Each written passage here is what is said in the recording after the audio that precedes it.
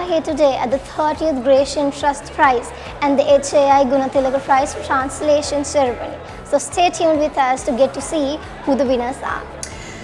So I think culture and the arts remain a really strong pillar of our bilateral relationship, and this is one of those celebrations where we get to reflect on that a little bit. And it's partly, from my perspective, obviously reflected through the fact that the British Councils, we've just heard, have been involved since the inception of the Gratiaen Prize. And I was just hearing a little bit this evening about how not only does that remain a pillar of the work that the Council does, but actually how they are continuing to innovate and build on that. And I was delighted to meet Monique here this evening a little earlier and hear about the workshops that she's been hosting about character development.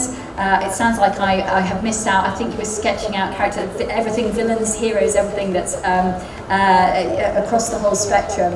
And I think that speaks to the vibrancy and the thriving nature of the relationship in that area. Over the last 4 years, I've also heard about the enduring affection that many people have for the British Council libraries, not just here in Colombo, but also up in Jaffna and Kandy.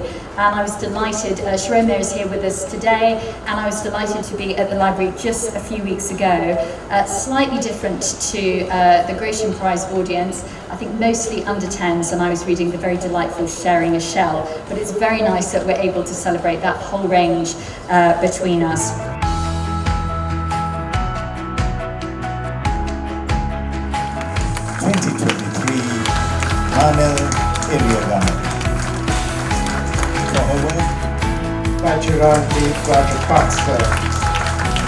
And the urgent and sharp roller coaster.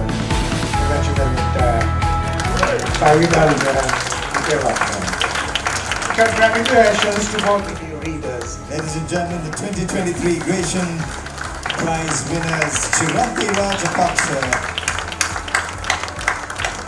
joint winners, and the Yudhanja Vijayaratna receiving their awards. We'd like the two winners to... And I would like to thank the Trust, or I would like to think that the Trust has provided a platform for the next generation of Sri Lankan writers who are already making their mark, both locally and globally. And we could not have done this without the considerable support provided by those I want to acknowledge now. UK-based writers for workshops and guest talks, and as you heard, Monique Roffey, who is here with us today, a Trinidadian UK writer, has been holding workshops at the universities of Colombo and Peradeniya, and I've been getting rave reviews of them. The Vijay Group, which continues to feature the Gratiaen writers and events in their newspapers, and the Marga Institute, which houses our secretariat. So thank you, Ama Gunatilaka, who is here.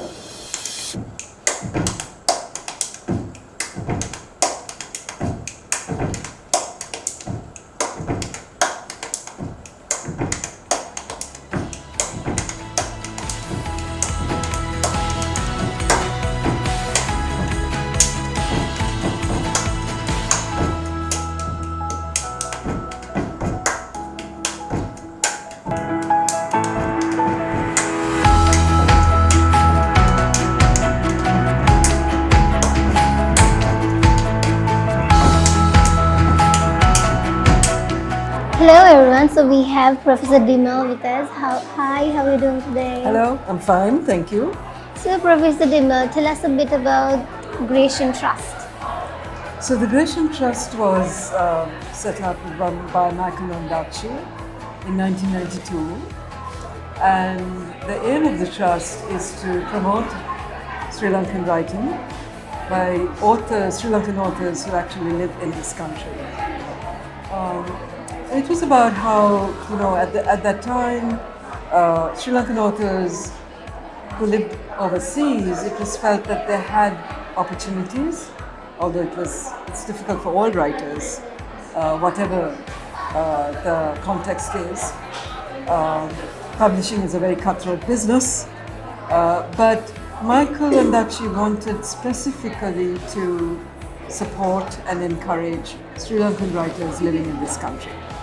And so we hold workshops, we hold guest talks, we hold events, and we run these two competitions, the Gratiaen Prize and the HAI Gunatilaka Prize for Translation, in order to encourage and get Sri Lankan writing in general more out there and both locally and globally known. So if there's someone who wants to join the trust, what is the procedure? Okay, so the trust is set up with 11 trustees, and so it's not like a club which you can join, but you can enter your work to the prize competitions every year. And what we have just finished is the award event for the HAI Gunatilaka Prize for Translation, which is awarding the best submitted work of a translation into English of Sinhala or Tamil literature, and the award for the Gratiaen Prize from the best submitted work of works that are written by Sri Lankans in English.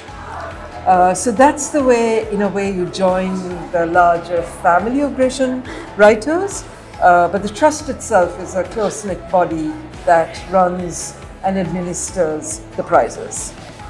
So is there any message who are willing to write or like join to your club, the fellow writers? We would say Sri Lanka is full of wonderful stories. Wherever you turn, it is a place that has very rich stories to tell. And what the prize has shown over the years is more and more writers turning these stories into craft, into novels, short stories, poems, plays. And I would encourage anyone out there who is interested in creative writing to join. We have now started a Gratiaen Young Writers Club. So please do join that and come, and that's for mentoring writers who are just starting out. But we also have masterclasses for more experienced writers and workshops. And so write to us, look at our website, join our listserv, and become part of the Gratiaen family. We don't want it to be a small elite Colombo circle. We want to expand it, invite everybody who has a story to tell in a compelling way to be able to tell it and have a platform through the Gratiaen Trust.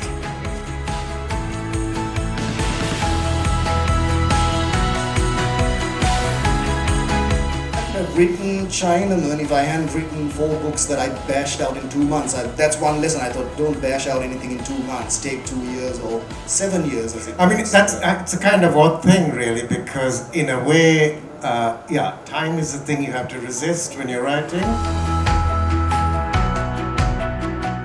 Hi everyone, so we have Shriranti Rajapaksa with us. So hi, how are you doing today? I'm good, thank you. So how does it feel to be a Gratiaen Trust winner? It feels very good. It still feels a little bit unclear, but I was really happy to be shortlisted, and this is just like it feels really, really nice. I think it's sort of an affirmation of your writing and encouragement to keep going. So tell us a bit about your work. So the collection that won this time, it's a collection of short stories. It's still in manuscript form. It hasn't been published. So I would say it's like the stories are on different themes, and they focus on the lives of different Sri Lankans, showing how they try to navigate their lives in this country that's always almost on the edge of some sort of crisis. So I think it's difficult to describe in one sentence, but and this is my second collection. My first collection of short stories was also a collection of short stories titled Names and Numbers that was published in 2017. So I think this is also short stories, but maybe I think a little bit longer. Maybe my style has changed a little bit in this work. Congratulations on your achievement. Thank you so much for joining me. Thank you. Now I'm going to ask you a question. What is the English word for where? What is the English word for where? Nobody has an answer. Right, okay, just let me see. Where, over, number, to, ohe, tamuse. they can all be translated only as you. The disparaging tone in Tamil cannot be explained by you. So we have Yudanje with us. Hi, how are you doing today? I'm all right, thank you. Well, trying to be. So, how do you feel to be a prize winner of Gratiaen Trust? Very happy. Very surprised as well. Otherwise, I probably would have written a better speech or come up with something better. But overall, quite happy. Also, very enthusiastic that almost as good as the prize to me is the fact that the conversation around the prize has meant that a lot of young writers have been reaching out to me asking, hey, how do we write a book? How do we do this? How do we do that? That's very exciting to me because that's something we can take forward. So, tell us a bit about your story, I mean the book you wrote. It's a novel called The Wretched and the Damned. It's about a bunch of people with superpowers who decide to destroy the government of Sri Lanka by collapsing the economy and instituting a regime of their own. Now, I wrote this in 2021. Well, it started in 2020, finished early 2021. So, you know, unfortunately, it came. It was science fiction when I finished it. It now happens to be alternate reality journalism, if you will. So yes, that's done. So, is there a message you want to share for the fellow writers? Keep writing. Figure out a way to keep writing, honestly. It's going to be hard. The world is probably going to get a little bit crueler towards writers, towards the arts in general. But keep writing, because if we don't tell our stories, who the hell will? Thank you so much for joining with us. You're welcome. In writing, there is art, and in art, there's craft. I'm your host, Tamal Chaparra. Thank you for joining with us.